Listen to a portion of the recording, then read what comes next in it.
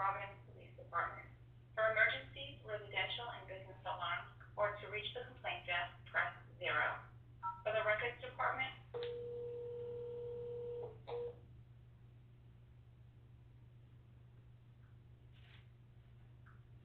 So they hung up one time. you have reached the Providence Police Department. For emergencies, residential,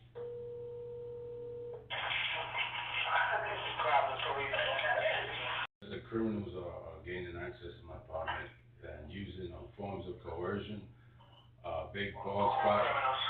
I'm not sure who it is. They're using a sedative drug. I've had to call 911 like 17, 18 times since March 13th. You recently had Officer Pognog and Officer Victor here, and they wasn't really of any help. As I said, I had to dial 911 at least 18 times since March 13th, but the criminals are cutting my hairline off and they give me bald spots. They're contaminating my food and my drinks to where I don't have anything to eat, and it's like human rights violations, public humiliation, etc. So I'm calling to like gain assistance, so I'm no longer a victim of these crimes. So, you want to speak to police, or you want to speak to the desk sergeant, or what? Whoever I need to speak to in order to no longer be a victim of crimes, that'd be great. They'll send me to a detective. They send me to internal affairs, and no one has protected and served as police are obligated to do. So I'm forced to keep calling and calling and calling, and I still fall victim to crimes. Alright, let me transfer you over to the desk sergeant. Okay. Alright. Hello, desk sergeant. I had to dial 911 at least 18 times, 17 times since March 13th, because the criminals using forms of coercion and human rights violations that give me huge bald spots and cutting large pieces of my hair and hairline off and contaminating my foods, my drinks. Providence Police have been here many times, but they have not protected and served, so I'm forced to call again and again and again. And I fell victim again to these crimes last night, so. I mean, if officers go out there and there's nothing out there, there's no evidence of a crime or anything like that, there's really not much for us to do. They completely disregard solid evidence that I put right there in front of their face. Officer Pognon was here, Officer Victor was here, you had Officer Diaz, Officer Perez. They're all just like completely negligent. They're like full of corruption. They disregarded all the solid evidence. They like act as if I'm supposed to overcome like sedative drugs that ensure sleep, that induce sleep. And I'm explaining to them like as an American citizen, like the police are supposed to protect and serve. I told them like I know you have surveillance. They're just like full of corruption. They're being accomplices to the crimes, and then they disregard the evidence I put right in front of their face. So, look, just so we're on the same page, what is the crime that you're alleging is happening?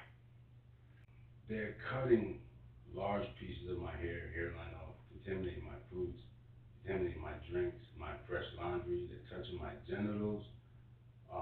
They're just in here like committing a whole bunch of crimes. Who are they? They use some type of sedative drug to ensure I'm sleeping all the time when it happens. So I know it when I wake up because I could see what they've done to my physical appearance. I could see I could taste what they've done to my food. It's public humiliation, defamation of character. It's like whether the people responsible are crawling through the walls or gaining access some other way. The thing is with my cameras, they know how to infiltrate it and delete whatever footage it's supposed to capture. I mean, like every time. So I provide other forms of evidence that your officers have just ignored, and they just act as if it's not there when it's obvious to them. So it's like life, liberty, property laws. We have life, liberty, property laws. They can't destroy my property. They just allow people to destroy my property. And Well, sir, you need to have some concrete evidence. Concrete evidence would be a video. I just explained to you that my cameras are infiltrated because they know how to get inside and delete it. So there's cameras throughout this city that Providence Police have. There's other forms of secret surveillance that the Providence Police are able to set up. The concrete evidence that I provided is online on my YouTube channel under Cash Carpenter. They say the same thing to me, and I'm explaining to them that the evidence is on me. Like if I show you my hair severely balding, and then 2 weeks later I show you growing back, and then a week later they come in and they cut more off. Like how much evidence do those officers need? I've been to the Providence Police Station after I filed the report, and the Providence Police approved that report I filed. I gave them photographic evidence, they proved everything. It's just a reoccurring thing. I'm still a victim of crimes. So even the whole Providence Police have read my report and they approved it. So I don't understand why I'm still falling victim to these crimes. Because I think you need to be able to show who's doing it. For any crime, you have to be able to prove who's doing it. Well, as American citizens, we're not always able to provide that type of evidence. That's why police departments were created. I see what you're saying, but that makes absolutely no sense when the evidence is directly on me. When you get a chance, if you could observe my YouTube channel under Cash Carpenter, Yeah, I'll look up. you'll see your officers I'll on look there. up YouTube. All right, yeah, and then you'll see exactly what I'm talking about. It will be so much more simpler for you.